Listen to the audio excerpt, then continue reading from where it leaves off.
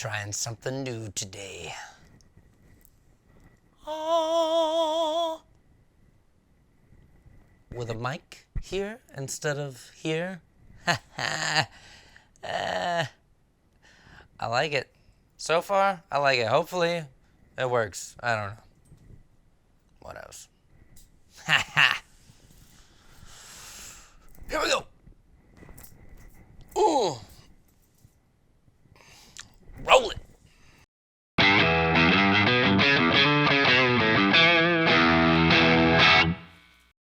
Hey, how's it going, guys? Welcome to another episode of Tone Clips. My name is Blake Hall. If you're into everything guitar, you're in the right spot. So go ahead and hit that little subscribe button. Don't forget the little bell icon next to it so you don't miss that next video. Today, what I want to talk to you about is 3 tips to improve your guitar solos. Now, this applies to jamming with friends or when you're on a gig and you gotta improvise a solo and people are looking at you to step up and make a moment. It could even help you if you end up finding yourself on a guitar session where they ask you to play a solo. You will be able to build an interesting solo, command the stage or that listener, and actually build a solo into something cool and big and interesting. So, anyway, guys, let's dive in together. And yeah, if you stick around, though, I might just throw in a 4th tip. Yeah. So don't go anywhere. Stay right there. I'm going to give you these tips. I'm going to do my best to also give you examples. But if you listen to these tips and then go back and listen to your favorite guitar players that inspire you to play with all this in the back of your mind, you're going to realize that I didn't come up with this stuff and all the greats have been doing it long before I was around. So don't go anywhere. Let's get into this thing. Let's get into these tips. What do you say? Come on. All right, the first tip that I want to give you guys is to leave space in between your phrases. I really like to do this at the beginning of my solos, and it really helps me build on this idea of a solo. I'll show you what I mean by that.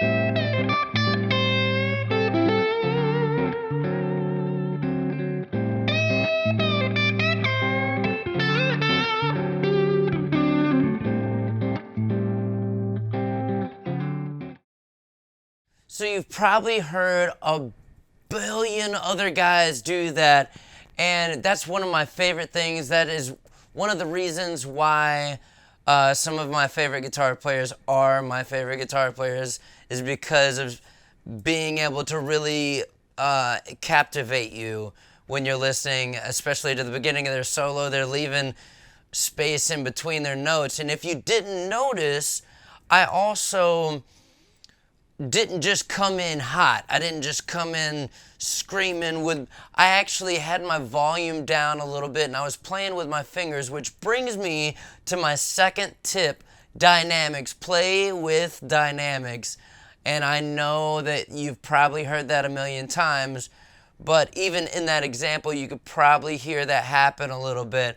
But what you can do is on the first couple phrases, make them simple.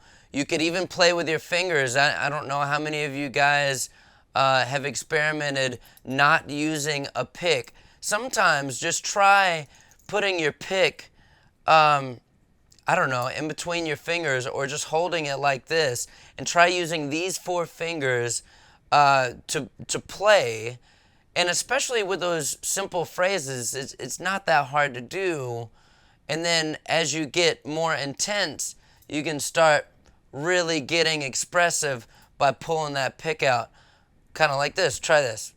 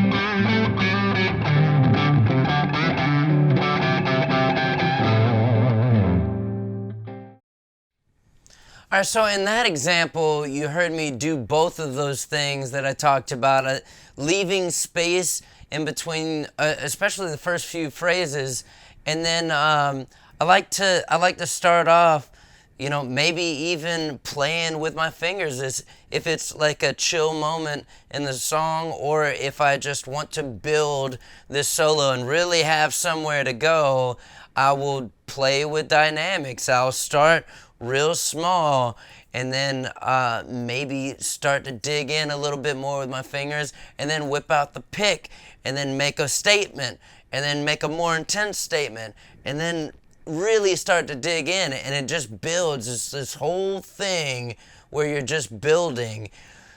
That brings me to my third tip. Tip 3 is to utilize motifs. And what a motif is where you repeat the same phrase, and then you might even repeat it once or twice exactly the same way, but then you build on this phrase and you change it as you as you're repeating it.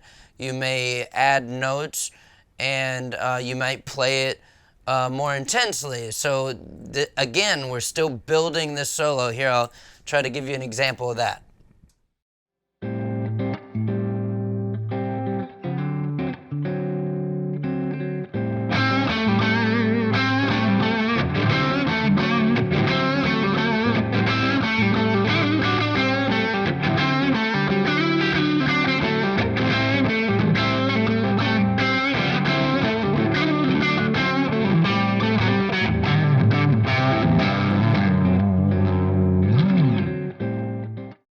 Hopefully that gave you a good example of tip 3 and building these motifs, you know, playing the phrase over and then altering it and maybe playing it even with more intensity and more notes and making it more complex.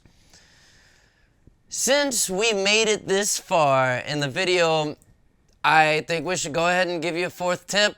I feel like if y'all are gonna actually sit here and watch all this stuff, that, you know what, I'm gung-ho on just giving you at least one other tip that I think it's gonna sound simple, but it's just as important as all of the others in my opinion. And that is to try different rhythms of the same phrases that you would normally play. This really helps with building those motifs, because you can play the same exact notes in a different rhythm and really make a completely different statement, and then you can add different notes to that. So all of that is just now expanded your motif into a whole nother thing. So I'm going to try to give you one last example of how I would use all 4 of these tips to build on a solo that hopefully leads to a very interesting big moment. Yeah, let's try it.